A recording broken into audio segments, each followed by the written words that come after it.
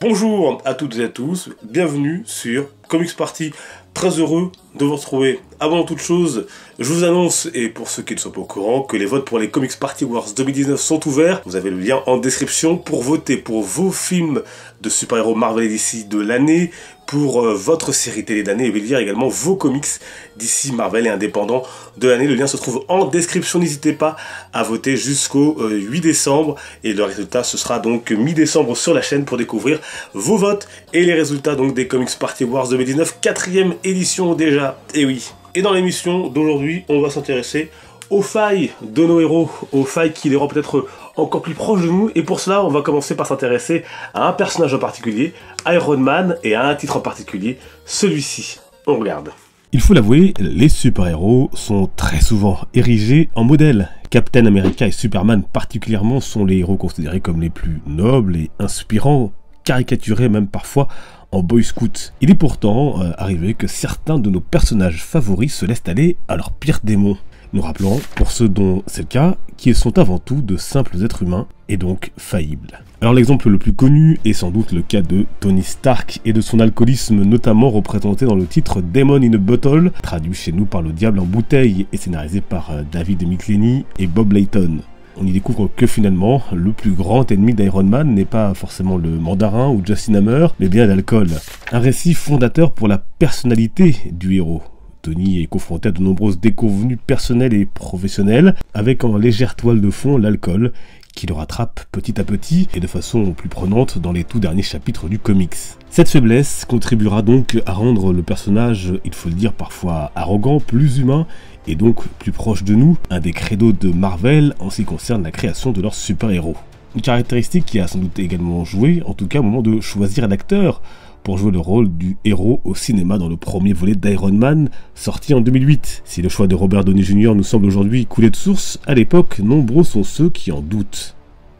Il faut dire que l'acteur traîne alors derrière lui un passé sulfureux lié à la consommation de drogue et d'alcool, des erreurs, des faiblesses qui collent finalement bien avec le personnage qu'il jouera avec succès pendant plus d'une décennie au cinéma. Voilà donc Le Diable en bouteille, c'est culte, c'est vintage, comme vous voyez, il faut aimer ce style de dessin, et c'est à retrouver donc chez Panini Comics.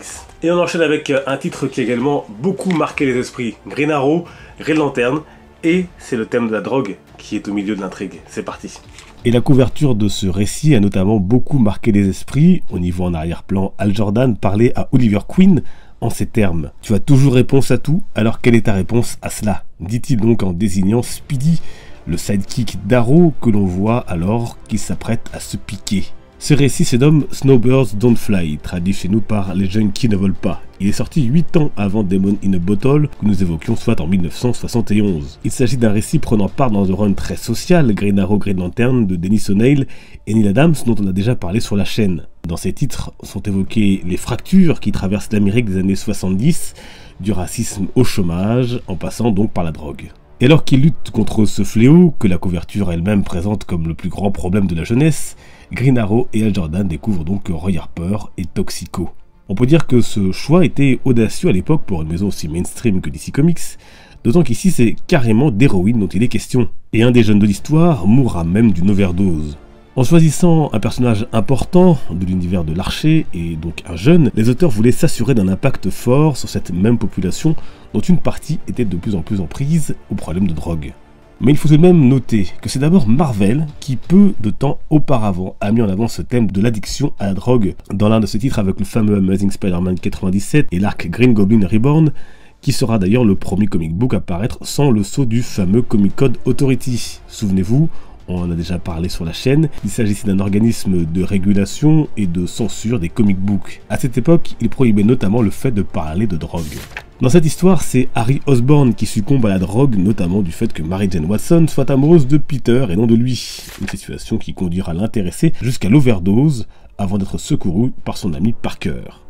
Voilà deux récits qui, coup sur coup, auront assurément marqué les jeunes lecteurs de l'époque. Et il est intéressant de noter que ce sont deux sujets dont il n'est aujourd'hui que très peu question dans les comics. Au final, ils sont quand même quelques-uns à avoir succombé au démon de la drogue et surtout de l'alcool dans les comics. On peut aussi citer Carol Danvers, Flash Thompson, marqué par la guerre d'Irak, ou René Montoya chez DC Comics. Et pour terminer, l'alcool parfois n'est pas montré explicitement comme un problème, mais plus comme un attribut, la panoplie de l'anti-héros badass.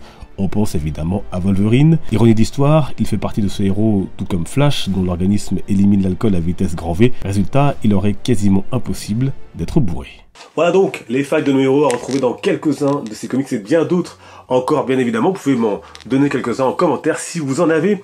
N'oubliez pas non plus donc que les Comics Party Awards 2019 sont ouverts, c'est à vous de voter maintenant, vous avez le lien en description, n'hésitez pas à donc voter et à partager autour de vous les votes jusqu'au 8 décembre avant les résultats qui arrivent prochainement. Et pour terminer, je voudrais faire un gros big up à mon ami Marvel à qui je pense particulièrement cette semaine et je lui souhaite tout le meilleur, je suis sûr qu'on le reverra sur YouTube pour parler de cette passion des comics et qu'on aura l'occasion de se recroiser avec grand plaisir. Un grand merci en tout cas à lui pour tout ce qu'il a apporté sur YouTube durant toutes ces années et puis au plaisir de le retrouver sur la plateforme ou ailleurs et continuer bien évidemment à le suivre notamment sur les réseaux sociaux, il est toujours actif, toujours sympa, toujours accessible.